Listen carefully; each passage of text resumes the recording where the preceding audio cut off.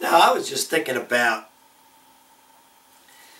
the dilemma that we're facing in this gender war that we're having with feminists. I came to the conclusion, of course, if any of you thought about it, that there really is no front to feminism in this war, in this gender war. Feminism has won all their rights and laws and their majority rule through the mainstream.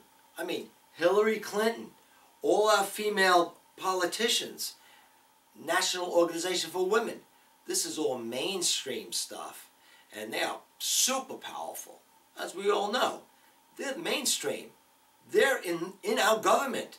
They control our government and our academies of higher learning. We in the men's rights movement know this. I mean, if you're a feminist out there, you're thinking, oh, geez, conspiracy theory. But we know what the truth is. Feminism is in the mainstream right now, controlling the media, the government, and our colleges. So now these gender wars are escalating to the point where we have anti-MRM terrorists, thugs, calling in death threats to try to cancel or threaten people who are trying to assemble our first international conference on men's rights, hosted by A Voice for Men. That's happening on June 27th and 28th. So I'm looking at this gender war now that's escalating, and I'm thinking to myself, man, feminists have it so well. They don't have a front that they need to fight on. Because they are so entrenched in their base camp. Their base camp is America. Society, actually. They don't need a front. So when the MRM came along and decided it needed to wage war against feminism, and we sort of threw the first salvo in trying to get together a conference on men's rights, the men's rights movement doesn't have a mainstream base as feminism does. The men's rights movement is all front. We're all front, and we're all grassroots. Okay, we all do our homework. We know the issues. That's why we never lose a debate, and we're not going to lose this war. But right now, though, the front of feminism is this fringe that we're meeting up against. They're the commies. They're the low-level feminists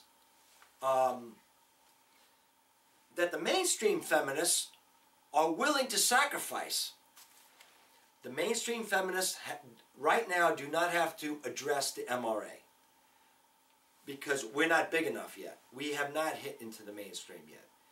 That may happen soon, maybe with this conference. It may all blow up, but right now we don't have a mainstream presence. So we are the fringe, we're the front. We're at the front. This is us going to this men's rights conference. All the MRAs are at this front. And what we're going to meet up with is this fringe front of feminism.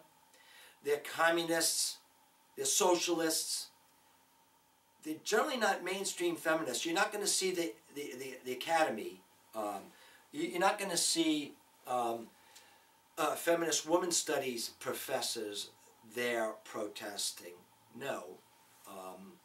They don't want to sully themselves with the actual fight and debate. They'd rather let their fringe people handle the front. And these fringe people are violent. They're thugs. We've seen them already. They've called in death threats. They chant. They bang the table. They have bullhorns. But they don't debate. There's no honest discussion. I mean, these people have been asked. These fringe front people of the feminist movement have been asked, why don't you come and We'll give you a seat, and we'll speak to you. You could speak to us, we could speak to you. And we'll give you a forum to debate these issues. You know, this Fringe Front can't debate the issues. They'd rather be violent and shut us down and pull fire alarms. But where are the real feminists? They're not to be found. They're not to be found. And this Fringe Front of feminism, they're online. They're these horrible websites who are saying horrible things about the MRAs. What? The Wire. You've seen them. They're all calling us misogynists and racists. There's no evidence that I have of that. I know of two men's rights groups. Really, there are really only two: National Coalition for Men and A Voice for Men, and they are by far the most upstanding groups and hard-hitting news journalists that I know of. But you know what the great thing is? You know what's it's this coming to a head thing is, if the mainstream media, feminists, Hillary Clinton and the like, continue to stay above the fray and let these fringe groups control the narrative as to what feminism is, they run the risk of the world seeing and hearing just about these fringe elements louder and louder, talking about the rape culture and misogyny, and how 1 in 3 women are raped, and how men hate women, and there's an epidemic of rape. And I think most people will start thinking, is that what feminism is? These crazy nuts telling me that every man's a rapist and we can't trust them and we have to kill all men. That's the risk the mainstream feminists have of being silent. So after this all blows up, maybe this conference will